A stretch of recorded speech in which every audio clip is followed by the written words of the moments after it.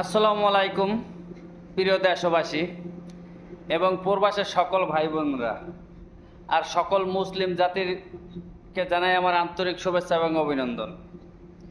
Israel Iran যুদ্ধে আমার মনে হয় না পুরো মুসলিম বিশ্ব এক হতে পারবে।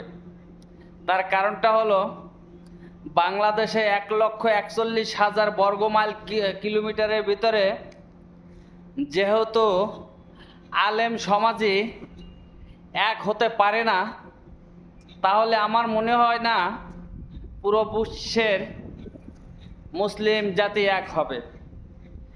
যদি সৌদি আরব, কাতার, উত্তর কোরিয়া, ইরান, চীনের মতো হুমকি দেয় ট্রাম্পেরে, যুক্তরাষ্ট্রে, আমি নিশ্চিত তারা এই যুদ্ধ থামাতে বাধ্য।